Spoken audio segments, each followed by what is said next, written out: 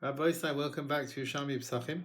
We had a brief break. Hashem was able to make a chasana in Eretz Yisrael of my daughter during the war, but B'ezras Hashem we succeeded with slight variations in the program. But we are up to Perek Revi Alach Hazayin, which is Daf Lamed Beis Amud Beis. We're talking about doing Malach on Erev Pesach. So remember, any job you start doing before the 14th of Nisan,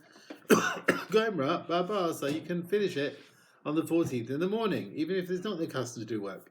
So don't just start on the 14th, even though you can finish it in the morning.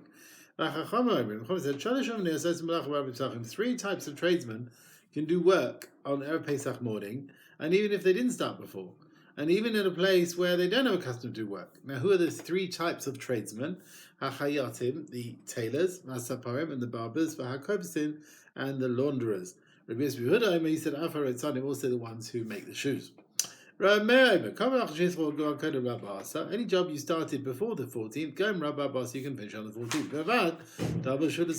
It's got to be something for the sake of the festival. But don't start it on the 14th. I feel even things for the festival, you should not start it in the first place on the 14th, right? You shouldn't. Okay. Three types of tradesmen can do work on Erev Pesach. Now we'll see the reason for this. Hachayatim, the tailors, why can they do their work? An ordinary person can do a bit of elementary sewing, right? During Chol Hamoed even. So on Erev Pesach was more lenient, so even a craftsman can do some work. Hasaparim, the barbers, can do their work on Erev Pesach. You find a Nazir, Mitzvah, they can cut their hair on Chol Hamoed. So we find these others, therefore Erev Pesach is more lenient, therefore everyone can.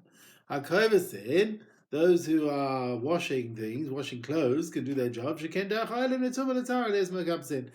go from tumah to purity to impurity to purity, they wash their clothes, but Ma'edim Chalamayid. Rabbi Yehuda, he said, those who make their shoes, they can do that. The people all out of regel, they all repair their shoes on Chalamayid. Rabbanan Amrin, the Chachamim say, Ashirim Hayu. Now the other Regalim were rich, but they were riding on animals, and therefore their shoes never got ruined, and they didn't need to repair them at all. So there's no reason to allow repairing the shoes on Chol Hamoed. Therefore, we shouldn't allow us an Erev Pesach either. You can put in place these chickens on eggs to heat them up to raise the chicks on the 14th of Nisan. If a chicken has is warming up eggs and it's ran away on Chol Hamoed from these eggs, you can put it back, otherwise there'll be a loss. And if it died, you can take another chicken and put it in its place. You can remove the manure from the feet of the animal on the 14th and throw it into the dump like beyond the courtyard. And on Chol Hamoed, you can take the manure masakin instead and move it to the sides. Don't throw it outside the courtyard, because that's too much bother. You can bring kalim there and return them from a craftsman on the 14th, even if they are not for the sake of the festival. So you can set up a chicken on eggs to warm the eggs, etc. on the 14th. Which is more severe, also you should not allow to do it. You cannot cause an animal to impregnate another animal on the Moed, pushing them together to cause the animal to have a child, because that's a tircha, which is not a monetary loss. You can take a female to a den of an area where there are males and leave them to it. Rav Yehuda, he said, a sort of a female donkey which is asking for a male, you are allowed to attach a male on Chol Hamoed, so it shouldn't cool down and then become sterile. And that's Tava Avud. The Shakal with other animals, if the females are getting warm, you can take it to a pen where there's males and you leave them to it. But you cannot be involved in the process, because other animals, there's not such a damage that they will become sterile and so on. You can do bloodletting for a person and an animal on Moed. We do not stop any medical attention that's required. A chicken that's warming eggs that's run away, you can return it to its place. This din is only if you're returning it within 3 days of when it's run away. So the heat has not gone away and it can go back. After 3 days, don't return it because that's too much tircha. If it died, you put another one in its place. This din, that's only in a case where the first chicken, Yashra Beitza, where already sat on its egg 72 hours. And then the egg started to become fertilized. And if you don't put another chicken, then you'll lose the eggs because they're not fitting for eating anymore. But within 3 days, where the eggs are not yet fitting for eating, don't start putting another chicken. Our Mishnah tells you you need 3 days, but the Mishnah is more question actually. Do you think our Mishnah says that? Because the Mishnah says you can put the chickens back on the 14th, and if it runs away on Chol Hamoed, you can put it back, and if it dies, you put another one back. Now it sounds like it's all the same case. That you put the chicken on the 14th, it ran away or died Chol Hamoed, and it only sat on the egg maybe a bit of the 14th, the whole of the 15th, and a tiny bit of the Shishas of the 16th. So you see, you don't need 3 whole days. So now for a bit of day 1, a bit of day 3, and the whole of day 2. Because mixing a little bit part of the day is like the whole day. He says, Tifta, we can explain the case. The chicken went and sat on the eggs on its own accord. It's not a continuation of the case putting the chickens on the 14th. It's not connected with that. But you cannot start working out from our Mishnah anything. It could be a chicken that goes and sat on the eggs for 3 days. It could be that's the case. And the Mishnah allows you therefore to put another one in its place. Now we spoke about moving the manure, etc., from the animals and what you can do in Chol Hamoed. The manure which is in the street, the mavo in the alley where the courtyard's open into it, but side, you move it to the side. It's a wide area, so you just move it to the side. But if it's in a stable in a courtyard which is not so wide, then you can take it to the area of dump. This din is with a small courtyard, and therefore there's not enough room to move it to the side. If it's a big courtyard, you move it to the side. But a refes with the stable, there's no difference. You just take it out. Why is that? Because it smells too much when you don't clean off the area, and there's a lot of zevel, and there's always manure there, so that's why you're allowed to clean it out. 6 things the men of Yericho did, and they were against the wishes of the Chachamim. 3 things they actually objected. 3 they did not object. These things they didn't object. Sort of grafting date palms all day, even after Chatzos. They thought it's davar avud, which you can do on Chol Hamoed and Erev Pesach. They said if you delay it, you'll end up losing fruit. But Chacham didn't object. Some say they thought the reason for this Malach on Erev Pesach because that's when the Korban Pesach was brought, and someone who's not in Yerushalmi, therefore there's no problem. But the Chacham held the Ism Malach is even outside Yerushalmi, and even when there's no Beis Mikdash standing. Okay, but how you go es Shema, and also we'll see they will snatch at Shema. We'll see what that is. Because they would also cut the crop and stack up the new grain before the bringing of the Korban Omer. The Chacham did not object. These things they did object. They would use branches of trees, shall hegdish, of where their forefathers had made them hegdish. And they were eating the trees that lost their fruit, the Shabbos, they were eating the food or the fruit which was found under a tree which had fallen from it. Now it could be it came on Shabbos. But nice in Peah Yarek, they would give peah to the poor from vegetables. These things the Chacham said, that is not right. Okay, we don't do that. Yeah, we don't have to give peah from vegetables. Even if you want to give it, there's not a din peah, and they're chayv maser. Right? And it's not hefka, because hefka l'aniyim is not considered hefka. They thought that they've got a din peah, I don't know, they didn't separate maestros. Okay, we've got in the Tosefta, you got Machlokes Tanaim about the third thing that the Anshe Yericho did. Now, so we said, according to Rameir, over there, they would cut the new grain before the Omer, and the Chacham agreed to that. According to Yehuda, they would cut it and stack it up before the Omer, and the Chacham did not agree to that, but they didn't object. And now the Machlokes from Meir and Rabbi Yehuda about the first two things about Anshei Yericho. That's grafting the date palms and saying the Shema. According to Meir, the Chachamim agreed. According to Rabbi Yehuda, the Chachamim did not agree, but they didn't object. And Menachos, we've learned they would cut with the wishes of the Chachamim and stack everything not like the Chachamim. And they didn't object. So now our Mishnah does not fit in with the other Tanoim over there. Because Man Tana, who is the Tana who said in Menachos that they would cut with the agreement of the Chachamim, Kotzrin, well, that's from Meir. Because Rabbi Yehuda will say it's not true, you can't do it. They just didn't object. And Man Tana, who is the Tana who said that Goichin, they could stack it up against the Chachamim? Now that is Rabbi Yehuda, because he says that in the Brisa, because according to Meir, we don't find they would do any stacking at all wrongly. So it must be, so it doesn't fit in. Part of it fits in like Rameh, part fits in like Rabbi Yehuda. So who's our Mishnah? I'm Rabbi Yaakov, Rabbi Zusmai, Rabbi Yossi, Kol Haloshon. Look, everyone agrees, Shekotzrin, they were allowed to cut things. That was with the wishes of the Chachamim. Because their crops were not fitting for the Omer offering. You understand?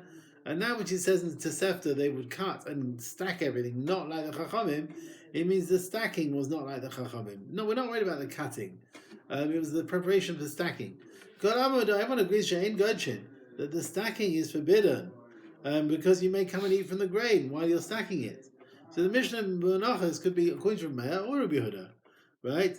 So there's no machlokes there about the cutting and the stacking before the Omer. So Mafligin, where are they arguing? They're arguing the first thing about Anshei Yericho, that is Behekav the Kolim, grafting together, and Rameir Omer Makivit the Kolim. You're allowed to graft the date palms on the 14th, Kolim all day. And the Chacham agreed. Rabbi Yehuda said they did it on the 14th. Lo Yosin B'Ratzon Chachamim. They did not do it with the wishes of the Chachamim, but they didn't object. Keisado Yikochen as Shema. We said they would say Shema improperly. Rabbi Yehuda said they never said Baruch Shem Kavod Malchut Olam Bayit. Amar Rav Acha Mizera Amar B'la.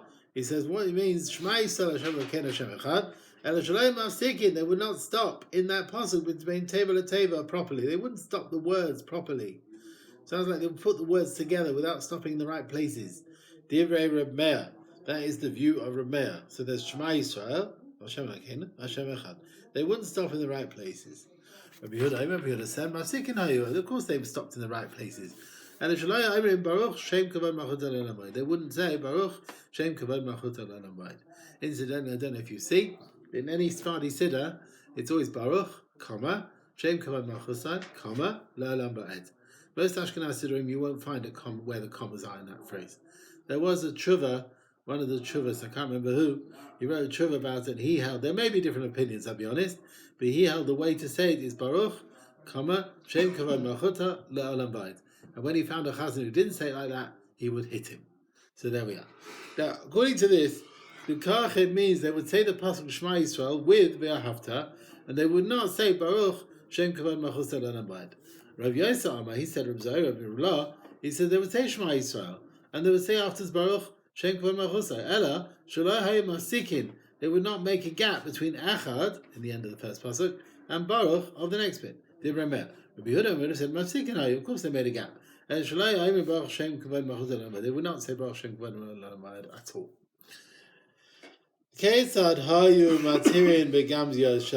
Now, they were benefiting from these branches of trees of Hekdesh. Now, what's the case? The Chacham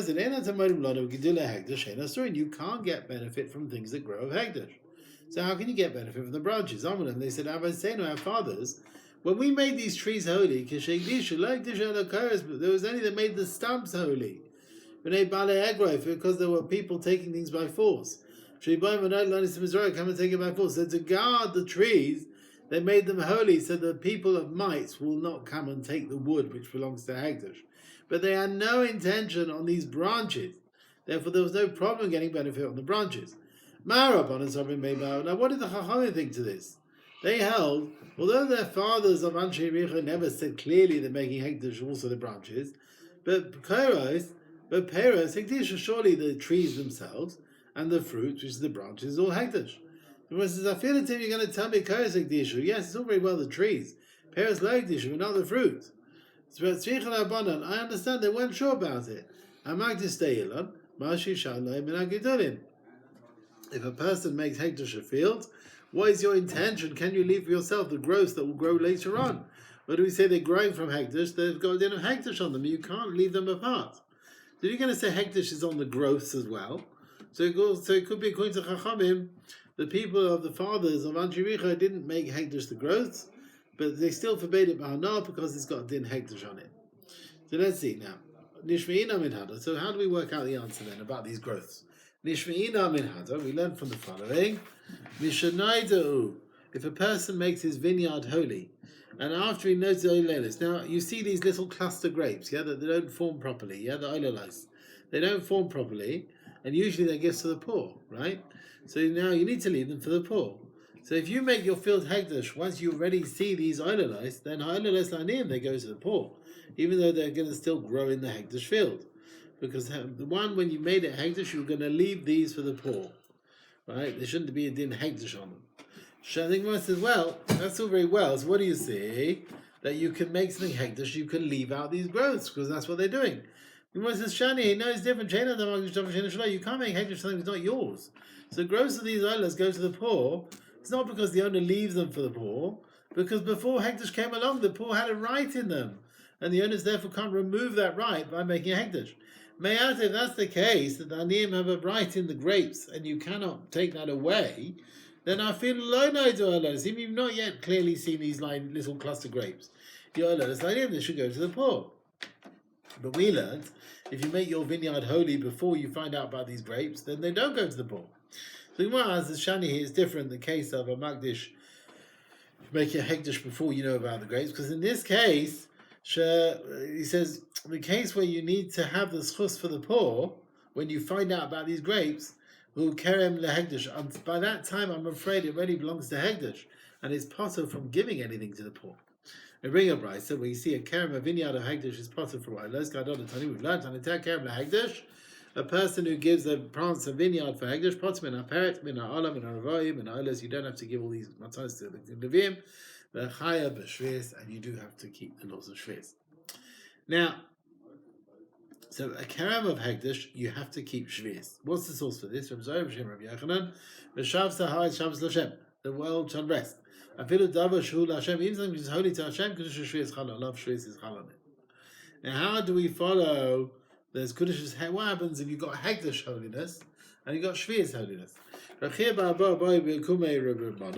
So what do we do with fruit on a vineyard of hekdesh in Shemitah? Look, to eat it without redemption, you can't do that. You can't have hekdesh going to chulin without redemption. As long as there's kedushas hekdesh on it, you can't eat it.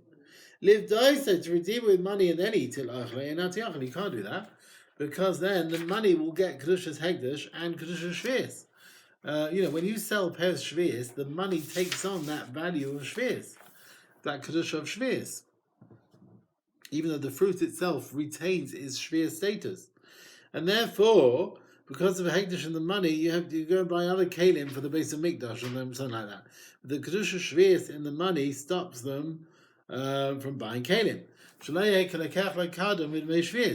not like buying a hammer from shvius money. That's forbidden. You can't start buying with shvius money something's not fitting for eating. Amalei Ramana answers back, you can redeem the fruit in a way where there's not kedusha shvius on the money, as follows. He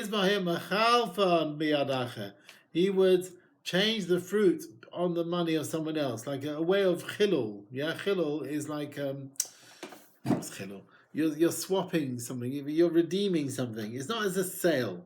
So kedushas hekdesh is chal on the money, but kedusha shvius is not chal on the money because the kedusha shvius does not go on the money unless it's a sale, not in a way of chilul. Yeah, chilul, you're sort of redeeming something onto something else, but it's not a case of a sale.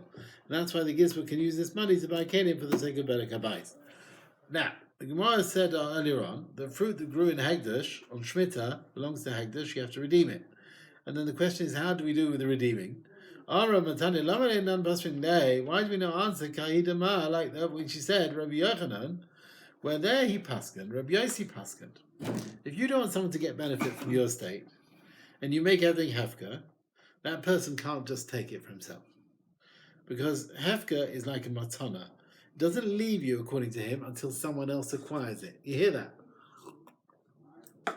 If someone can't get benefit from you, you can't just make it hefka, according to this opinion, because it doesn't leave you till someone else acquires it.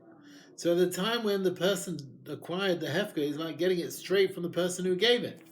Now that is Divrei Rabbi Yosef. Rabbi Yosef's words were said, where the dinner of Rabbi Yosef was said, where first the Madiana, and then he made the item hefka. So since the item was already forbidden, you can't remove that by making a hefka.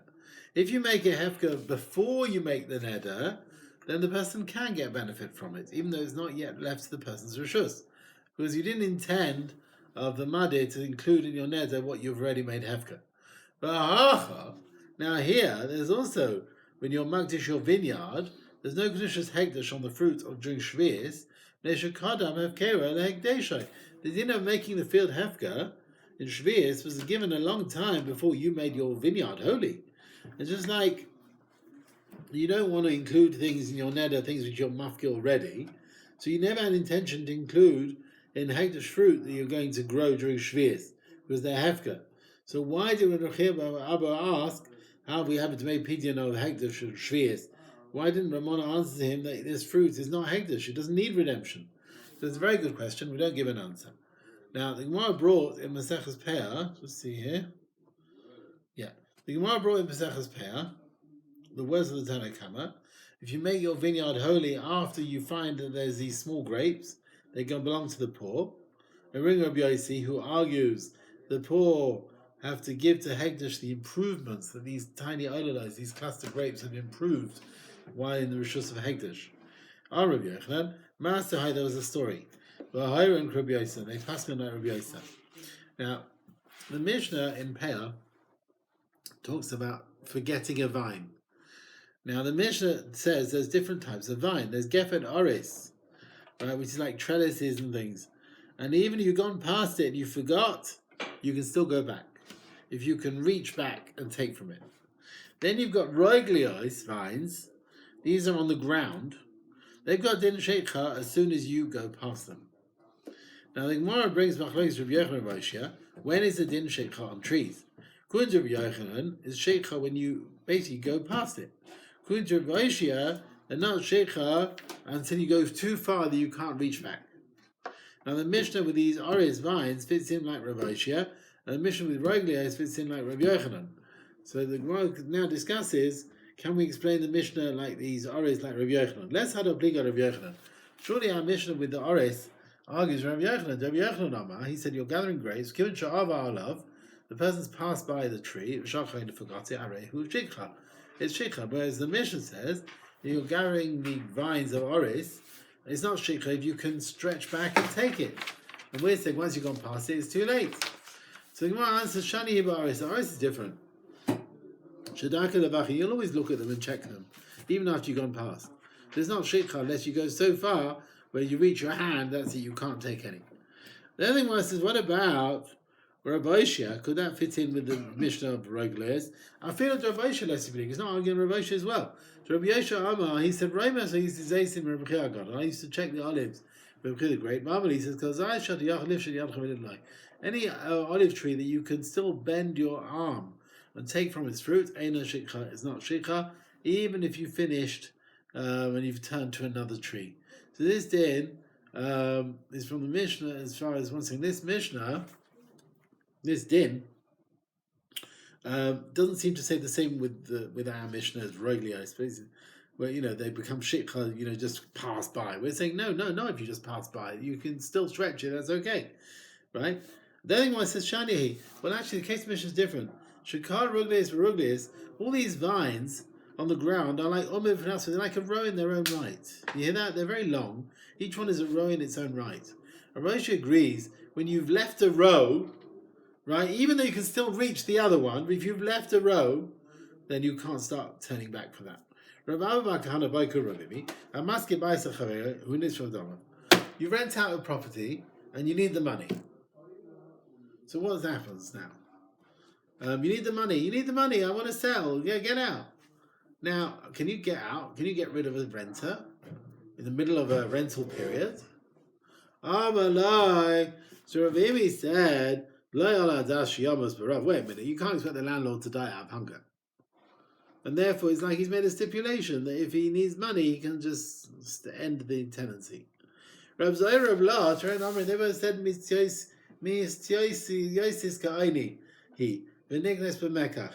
said, the schirus is ka'oni, it's like a sale, and it's a proper transaction, a kinyan gama. You can't get rid of the rental, even in a situation where you need the money. You can't just get rid of the rental. But he says the maskeh can sell the house to someone else, providing the soicha will carry on living there. So you can sell the property as long as the tenant can be in situ. That's okay, right? Some paskin like Reb Zohar and Rabbi La, the Bavli agrees, they say, and some say even Maram Rotenburg and the Rosh. Maram Rotenburg, it sounds like he passes like Ravimi, who passes like Ravimi. Okay, there's a discussion on that, how we pass him. Right, Tanya we've learnt. Is that where we are? Sorry, where are we up to? Yeah? Yeah. Right? You rent a house to your friend, but on my big dish, you go and make a hegdish, the guy can still live there.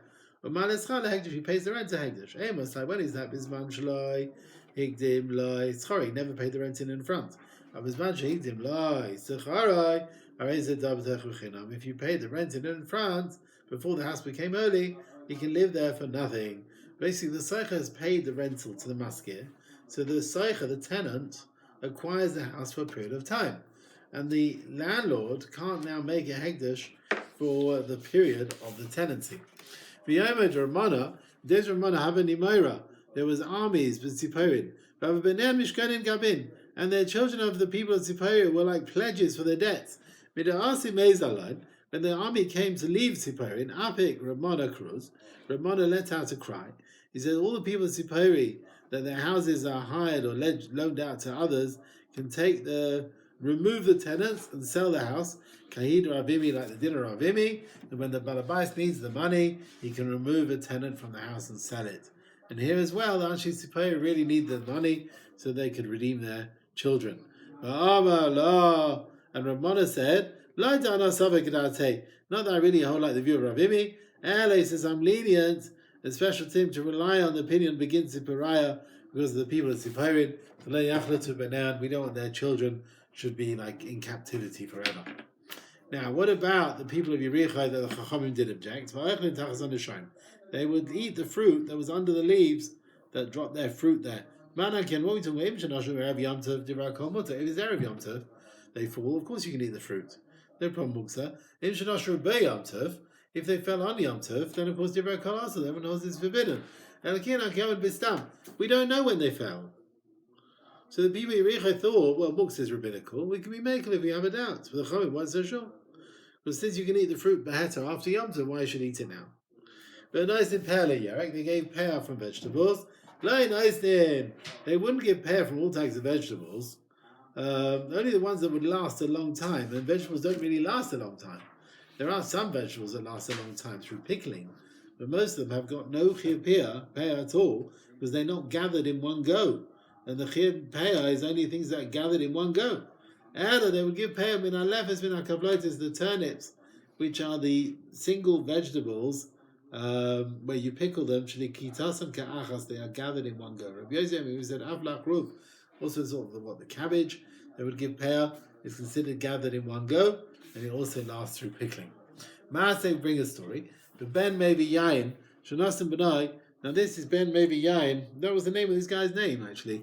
Shanasim Benai Peah LeYarek. His son gave peah to vegetables, and him to the poor. Ba'avi, the father came.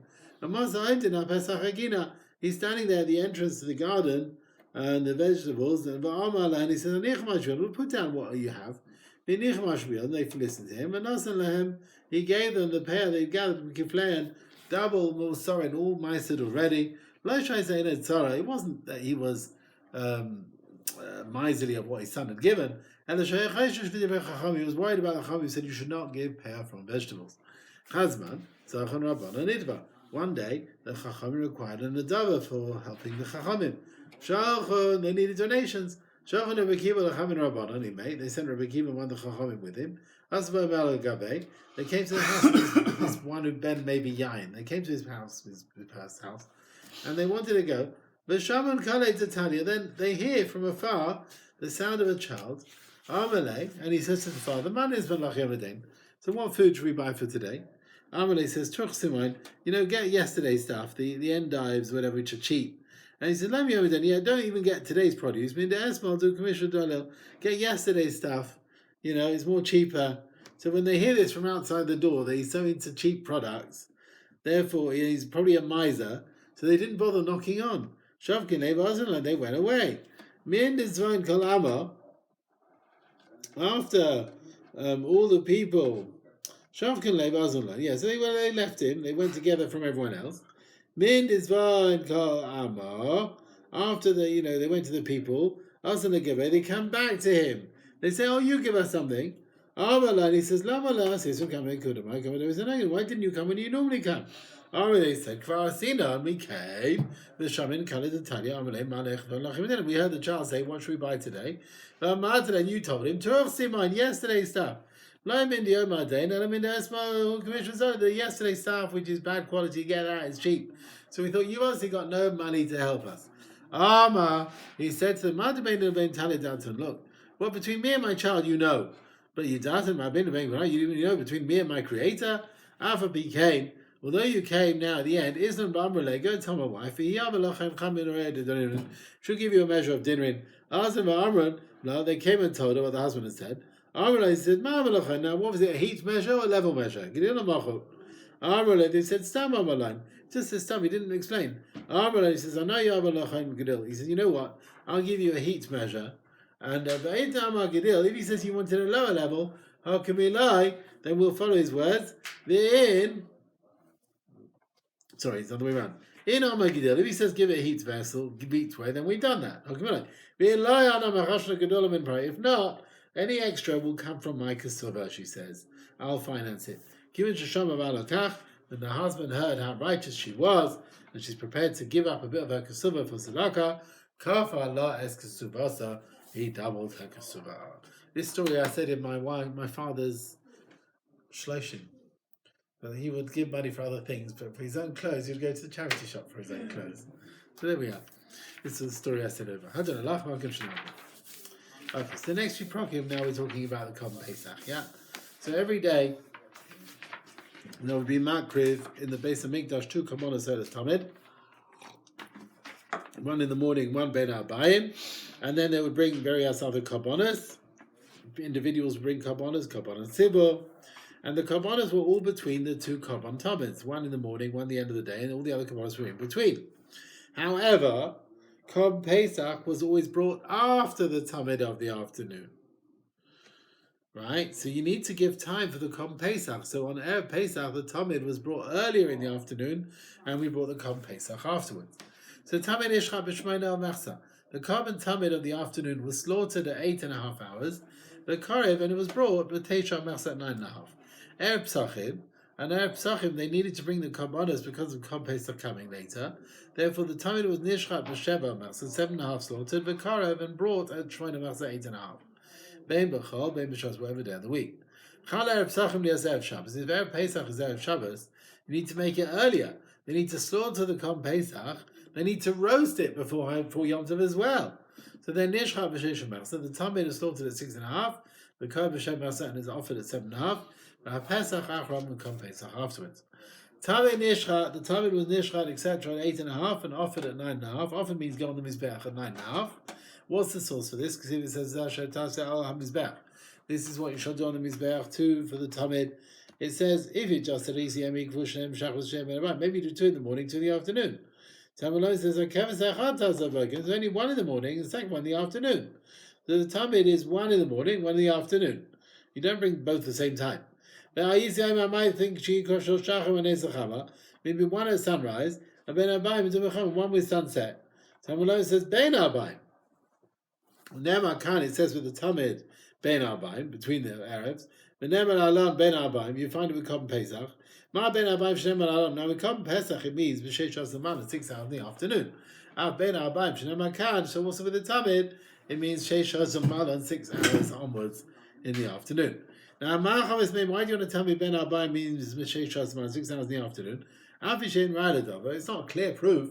But Zeichel we have an evidence of a bit of a proof. The pasuk says, with the Churban Yerushalayim, Ailanu, woe to us, Kipana Hayom, the day is gone, Yinatu Talei Erev, the shadows have lengthened, right? The sun is moving to the west, and the shadows bend to the east, and that's 6 hours and onwards. From that time, it's called Erev.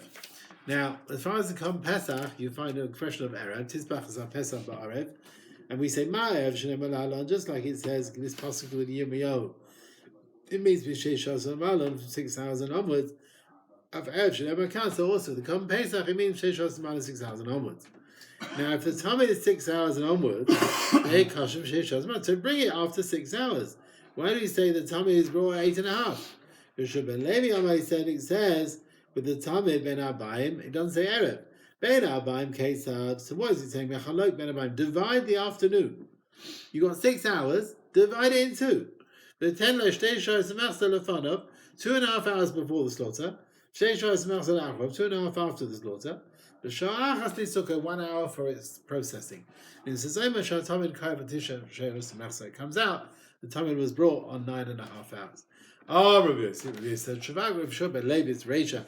He's given up the Reisha of the Brisa. Almost over. He said at the end of it, the reason why we didn't learn the Brisa Gadol Tani like that, we learned Hanani ben Yehuda. He said, as far as Kom Pesach, it says, you slaughter it ben Arbaim. Sheme'ani, I might have thought ben Arbaim means ben Arbaim Shel Arba Asa, means maybe the evening of the 14th. Ben Arbaim Shel Mishal, the evening of the 15th. Yachal Yom Alayla B'chlam, maybe day and night are included. Talmud Lo says Yom. Right, it says it will be for guarding for you the 14th for this day. So if you don't slaughter it at Kom Pesach at night, it has to be in the day. If it's during the day, you might think you can slaughter it even with 2 hours in the day. Talmud Lo says no, by Erev, in the afternoon. Maybe when it gets dark. Talmud Lo ben Abayim. No, between the evening, not when it's close to dark. Okay, so now you understand. You divide those 6 hours in the afternoon into 2 lots. The 10 shtei shos mechsa lefanov, put 2.5 hours before it, shtei shos mechsa le'achol, 2.5 hours after it, v'sha'ach, you still got 1 hour for processing. Then the same it comes out, Pesach kol b'tesha shos mechsa. Pesach was brought at 9.5 hours, and also, since we learned Zeh Shava, then the same we learned that the Tamid was also kol b'tesha shos mechsa. The common Tamid also was offered at 9.5 hours. Now that is the Makor. The Kom Pesach was slaughtered at 8.5. So right, slaughtered 8.5 and offered 9.5. Rav Yosef, Adon Taman, this din that's prepared and slaughtered at 8.5 is the mitzvah. Aval Ikov, B'diavad Adon Taninan, that which we've learnt, Shachta Kodel Chatzos, possible. Right, you slaughter it before midday, forget it. La'ach Chatzos Miyad, kosher. If you slaughter it after 6 hours, it is kosher. And also if you slaughter it Kodel Tamid, before the Tamid of the afternoon is kosher. So you see, a Pesach is kosher any time after midday. Let's say the same with the Tamid Shel Shachar, that you divide the morning into 2 and bring it, let's say, between the 2 times. With the evening, it says Ben Arbaim. It's like Meimah, therefore we can say we divide the Erev into 2 parts. The Tamid is brought for 2. But Taman, the Tamid of the Shachar, it doesn't say Ben Abakarim. Does it say anything like that? You don't divide it into 2. It just says Ban Baker. So we do it as early as we can. Rav Shua ben Levi, he says Tefillas Ma'avos Lamdu. Now we said the Tamid was brought at 9.5 hours. Now what about the Zman of Mincha? So Rav Shua ben Levi, this was the Gemara we had in Brachos. Rav Shua ben Levi said Tefillas Ma'avos Lamdu. They learned from the fathers and not from the common Tamid. So you can pray Mincha L'Chatchila at midday, even though the Tamid was brought 9.5 hours. And then in brackets you have the famous phrase Av Beis Din. What does that mean? So many learn Av Beis Din. Some don't have that wording. Some say this is the end of that whole discussion in Brachos, where Rav Shua ben Levi argued with Rav Gamliel whether Tfilas Ma'avos Lamdu or not, a whole sugya, and it finishes off where Rabbi Elazar ben Azariah became the Av Beis Din. So some say it means you take that whole sugya there and you put it here. You understand? You put it here as well. And that's what he means, Av Beis Din. So shlep that sugya there, which finishes with the words Av Beis Din, and put it here. Right? He sort of, the Sefer didn't want to write it all again. So he wrote Rav Shua ben Levi. He said, see the Gemara there till Av Beis Din, and imagine it's here as well. That's how some have the Girsa. The Leiden manuscript, he writes Gimel Reish Shin, Garcinan Sham. In the end, they pointed him Ab based in. That's his wording over there. The Bnei Moshe says Ab based Rin. Is a remez that the office was massacred the office. The tefillas was the office. Okay, let's carry on. Man Tana, who is the Tana who holds that Erev Pesach was bein b'chol bein b'Shabbos? It was always slaughtered at 7.5 hours. Rabbi Shmuel, the Tana, he said, consider it b'chol, consider it b'Shabbos. Just like the slaughter of the time is 7.5. When Erev Pesach is a weekday, so when Erev Pesach falls on Shabbos, you slaughter it 7.5. Divrei Rabbi Shmuel. Rabbi Kiva, he said, consider it b'Erev Shabbos, consider it b'Shabbos. Just like the slaughter of the Tamid at 6.5 when Erev Pesach is on Friday, so when Erev Pesach is a Shabbos, you slaughter it at 6.5.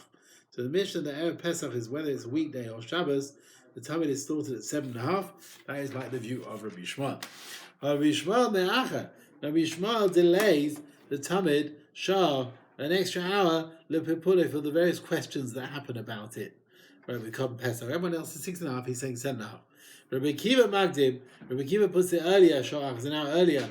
Release Sukkah to allow you extra time for the preparing. The mitzvah. You shouldn't come to the mitzvah of Pesach and Matzah, Mr. Cohen, when you're all doubtful and a bit unclear, like a drunkard. Now, why do we not say Pesach is brought after the Talmud of the afternoon, right? So why not bring Pesach first and the Talmud of the afternoon afterwards? In my mind, Kate, well, if you're going to do that, then I'm afraid then says mevatel ben arbaim shapesach. Then the Pesach is mevatel. You've not fulfilled that element of the ben arbaim that it should be after the Talmud. It should be towards the end of the day.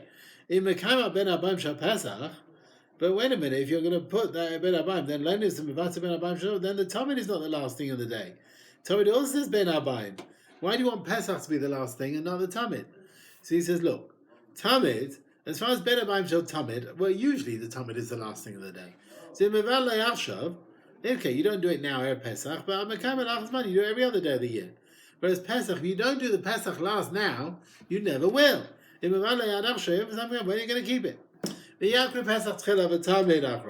Let's bring the Pesach before the Tamid then. So the Gemara said, well, why not? And then you'll get the Ben Abayim, and you'll get the din that the Tamid of the Erev is the latest thing. So the Gemara says, well, it's a kosa that Pesach has to be after the Talmud of the afternoon. He says, so like, come Pesach, he's got that wording. It's got to be in the evening. And Ben Arbaim. So leave it for later. As opposed to, the Talmud only has one phrase, Ben Arbaim. So let the Talmud come first. Why do you want to say Erev Mo'ucha? That because the Erev should be later. Where Pesach, it should be late. Maybe I know Erev Muktam. Maybe it means earlier. Elakeni, this is the limit that Kol Pesach is brought after Tamid. Yocha Davar Shenema by Ben Arbaim. We had two phrases of Kol Pesach. It's going to be later on in the day, Ben Arbaim. And it said Kavaya Shemesh. Right, which sounds like a sunset. As opposed to Davar Shenema by Ben Arbaim Levad. As opposed to Tamid only has one expression, Ben Arbaim. Okay? Now, I think we will stop here, Rabbi Say. Okay? We'll stop here. We'll carry on another day. Unless... Well, I'll go to the end of the page. Sorry about that. Hello, Katie. So, yeah. Rav Yirmiyah said, the words Kavaya Shemesh with Pesach tells you Pesach is brought after Tamid. Now, we're going to bring a brisa. And according to the second version, we see Kavaya Shemesh could mean the slaughtering of the Kol Pesach. Let's see. Masnis Messiah. The following brisa supports Rav Yirmiyah. It says, Shom Tizbach es HaPesach Ba'arev. There you will slaughter the Kol Pesach in the evening. It says Kavoya Shemesh, right? The sun is setting at the time when you come out of Egypt. Now there's three times here. It says in the evening, at the sun is setting, at the time you're coming out of Egypt. So this is all talking about Kol Pesach. But Erev, it means the afternoon. The 14th afternoon, that's when you slaughter. Kavoya Shemesh, after sunset, means after sunset, after sun is set. After Oichel, you can eat the Kol Pesach. And Moed Seitzcha Mitzrayim means till midnight. That's the beginning of the redemption. You can carry on roasting the Kol Pesach and eating it. Is to know Tani, some say, but Erev means the night of the 15th. That's how you eat it. Kavaya Shemesh, as the sun is setting, means from the afternoon of the 14th Ata Zeveach, you slaughter the carbon. And Moed Tzeitzcha Mimitzrayim, the time coming out means until midnight, the beginning of redemption. Ata, you're allowed to carry on roasting it, so that you can roast it. So you see from the second version, Kavaya Shemesh can be the time of slaughtering the Korban Pesach. And that's support to Rabbi Yirmiyah, who said the words Kavaya Shemesh, we learned when the Korban Pesach was slaughtered. V'yikrevu shneyan, why not bring Korban Pesach and Tamid together, Ka'achas? And then you can have Ben Abayim on both of them. Rabbi Yossi said, look, the Tamid of the evening, it says Keves Hasheni, that is second. So we learned Keves Sheni and Pesach Sheni, that only the Tamid is second, not the Pesach Sheni. Right? So they can't be both at the same time. If you're going to bring them together, then they're both, the Pesach is also second to the Tamid of the morning, so you can't do that. Now, Tamid Shaben Abayim is usually brought 8.5 hours, and it's slaughtered 8.5, and it's offered at 9.5.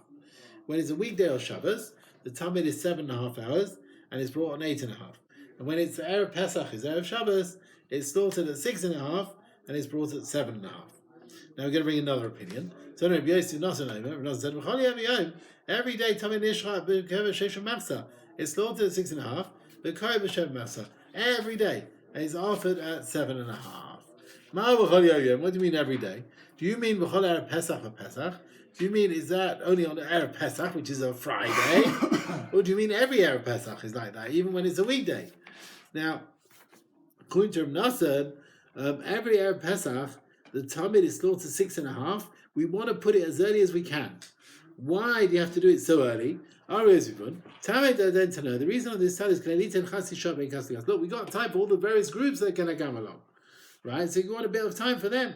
Tani, we learned in the Paisa, Dama Tamid, the blood of the Korban Tamid, the sprinkling, Veivar Kodmin, and the limbs come before the Pesach. Pesach comes before Keteres. Keteres comes before preparing the candles, Latos Neros. Some say, excuse me, Dam Tamid, the Eivarov, the Tamid blood sprinkling, and the limbs come before Kodmin Keteres, come before the Keteres of the afternoon. But Keteres comes before the Pesach, and Pesach comes before the candles of Latos Neros. And the reason why the Keteres comes before Pesach, they will bring the libations of the Tamid with it. Nothing comes before the Tamid in the morning. Nothing is normally later than the Tamid in the afternoon, except Ella, HaKeteres, which is every day, the Pesach and the Erev Pesach, the Pesach, the Erev Pesach. Where do you see you should have nothing before the Tamid in the morning? It says, Allah ha'ayla. We learn the first thing brought on the Maroch in the morning is ha'ayla. That's the Tamid offering in the morning. And nothing usually after the Tamid in the afternoon. It says, Allah hashlamim. That should be your finish. The chaveh, the fats of the shlamim, and other korbanos is Allah. That's after the Tamid of the morning, but not after the Tamid of the evening. He said, Barach Allah ha'ayla. Doesn't say ayla, ela barach Allah ha'ayla. The ayla. That's the Tamid, which is written before the Kabbalah in Parshas Pinchas. That's the Tamid. And here we learn, ayla, nothing, no other ayla should come. Kodemes, the Tamid Shel Shachar, before the Tamid of the morning. Tani, Rabbi Shmuel, Rabbi Yonash, Rabbi Yechim, Ben Reikaimer. He said, Mechusrei kapara. Imagine someone who's got a zav or Matzaira, they've become tahor, they need to do a kapara for their forgiveness so they can eat kachim, and they didn't bring their karbonos till after the Tamid of the afternoon on their Pesach. Mevi'in kaparas, and they can bring their kapara even after the Tamid of the afternoon. In order, they can go in the mikvah, they'll be able to eat Korban Pesach that evening. Now there are cases where even the rest of the year, Mechusrei Kaparim can bring their kapara after the Tamid. I'll review them. Adar Tema, that said, when they're Pesach, they can bring their kapara after the Tamid. But B'Sara Ashir, with a rich one, he brings a chatas behema, so the limbs of the chatas on the mizbeach. So on Erev Pesach, he brings kapara to eat from Korban Pesach. But if he's a poor man, B'Sara Ani, then maybe doesn't he bring a bird? Now the bird, you don't put anything on the mizbeach. So even the rest of the year, he can bring it after the Tamid Shaben Abayim. He said, wait a minute. You may not only bring a bird, but maybe Asham. Doesn't he bring a guilt offering as well? And that's the sense that Asham is brought on the Mizbeach.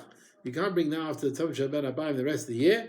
So Mitzvah Ani cannot bring his karbonos after the Tamid Shaben Abayim, only on Erev Pesach, in order to allow him to eat from the Korban Pesach. Okay, we'll stop here, Rabbi Say, yeah?